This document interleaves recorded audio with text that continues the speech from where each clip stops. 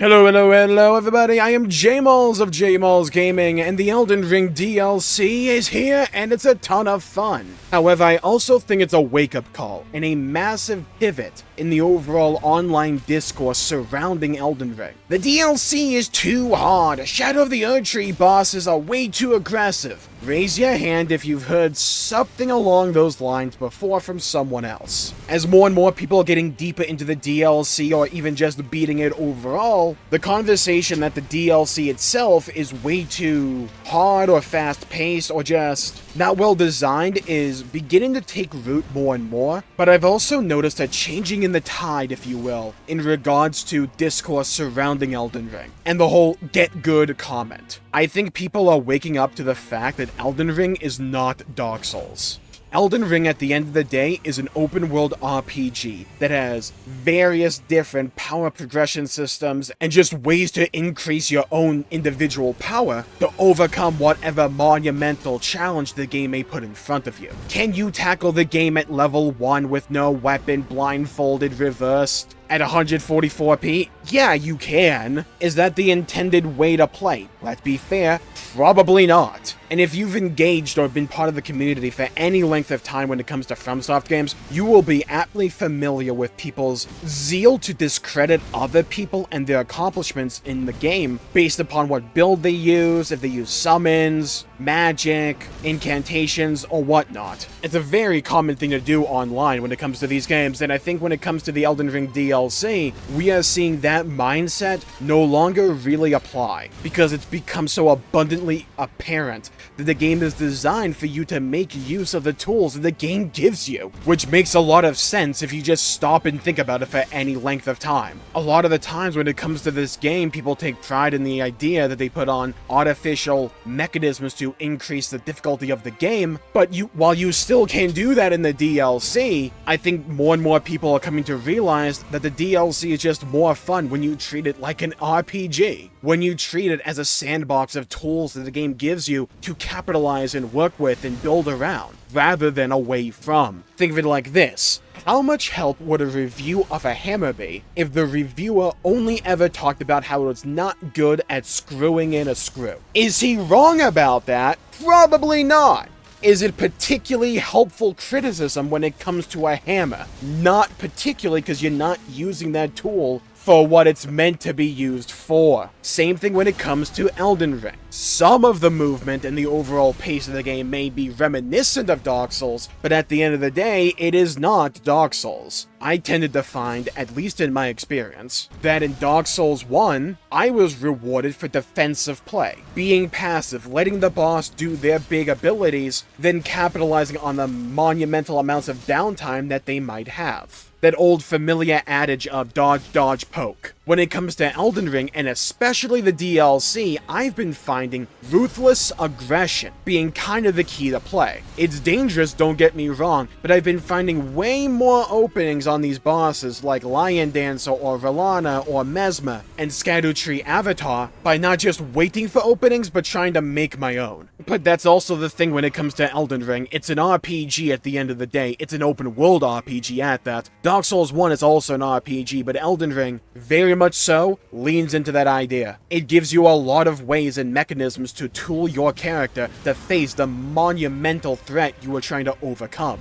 Because the idea of Elden Ring is that the game will pose to you a singular threat. You have a giant wall you must overcome, but here's a bunch of ways to make you a monster of your own. You may start as a lonely, lowly Tarnished. However, by the end of the game, you can have a squad when it comes to summons, and you can have abilities that rival the very gods themselves. You can become extremely powerful in Elden Ring, and that is by design. The game is meant to be tackled like it's an RPG. It gives you all these tools, and you can pick and choose what you want to make use of for whatever build you want to play with. For me, myself, on my second playthrough, I wanted to use no summons, and I wanted to use a giant sword. And I also wanted to get good, and I've been doing that. Has it been brutal on some of these fights in the DLC? Absolutely! However, has the game still given me plenty of wiggle room within that select build to augment my style of play? Absolutely again. the deflecting Hauntia being one of them, and just giving me a whole new avenue to encounter these fights when it comes to guarding and guard counters. Making use of dodges or jumps or guarding or guard counters, etc. gives me a lot of tools as the player to really feel rewarded for my strength build. I eventually have always wanted to pivot this build to strength intellect for the Dark Moon Greatsword because I really like the Ronnie questline, and I've been positioning myself to do just that in a few levels, because that's what I want to do. That's the power fantasy I want to have.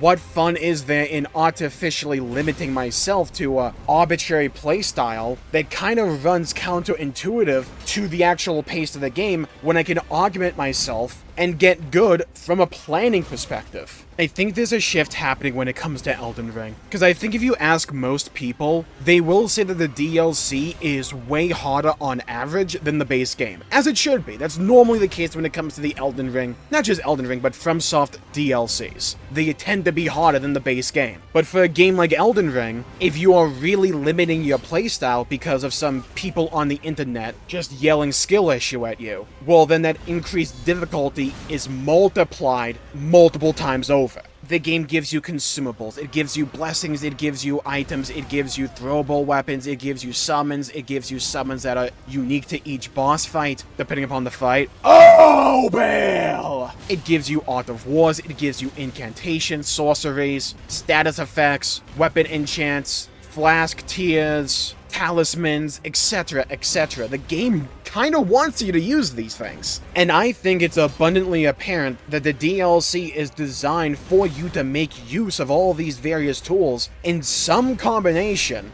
rather than not using them. Because the game is extremely fast-paced, especially when it comes to these boss fights. But they become far more manageable when you're actually willing to play the game and utilize the tools in your kit. Can you screw in a screw with a hammer? Yeah, probably. Would it be way harder for no real gain for you, except for just making you abundantly frustrated by using a hammer? Yeah, probably. Just use a screwdriver. Take for instance my recent fight against Erdtree Avatar. I wouldn't say this is one of the harder fights in the DLC. However, one of the techniques I found really useful was just guarding with my greatsword, and also utilizing guard counters on occasion. But just the sheer act of guarding made some mechanics a bit more manageable for me. And the game gives you various talismans to boost your ability to guard and to guard counter. Because at the end of the day, Elden Ring is not a game about difficulty. And this is where I think a lot of the discourse and the ideas and understanding behind Elden Ring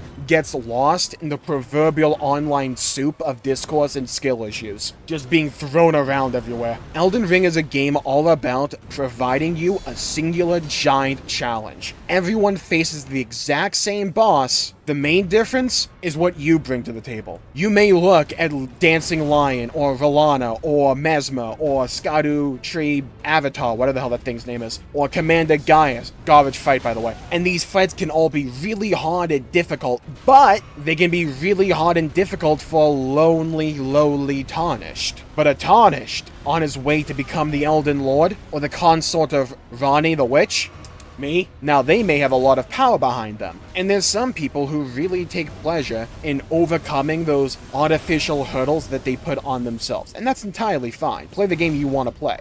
Which is kind of the point of this video. To play Elden Ring like the RPG that it is. Can you beat it level 1 with a goldfish controlling all of your inputs? Yeah, sure. Is that the intended way to play? Hell no. Should you feel ashamed for using incantations or sorceries or summons or whatever? No, because these are tools that the game provides you. Do I use summons? No, because so far I have not found them to be fun. So I take a harder fight because I find that to be more fun for me. But it may not for you, and that's fine. My point is, I don't see critique being helpful to either FromSoft in making the next game, or to other consumers or potential players of Elden Ring for critiquing the game because you're trying to use a hammer as a screwdriver. Can it be done? Yes. Should you be doing this? Probably not. Because at the end of the day, Elden Ring is an open world RPG. It wants you to explore it. It wants you to find all these various doodads and these various accoutrement to alter your build, your desired build, how you want to play the game, to make you even better. And to me, I think that is the beauty of Elden Ring, not a critique. Well, not a negative critique. So with that, I think I'll call the video there for the day. I don't think the Elden Ring DLC is too hard, I just think people aren't playing it the way the game is intended to be played. Is it still a hard game? Yes. But that's a FromSoft game. These games are meant to be hard, but you can make them as easy as you want them to be, so long as you have the knowledge or the desire to learn the game. On your first go, these games are designed to be hard,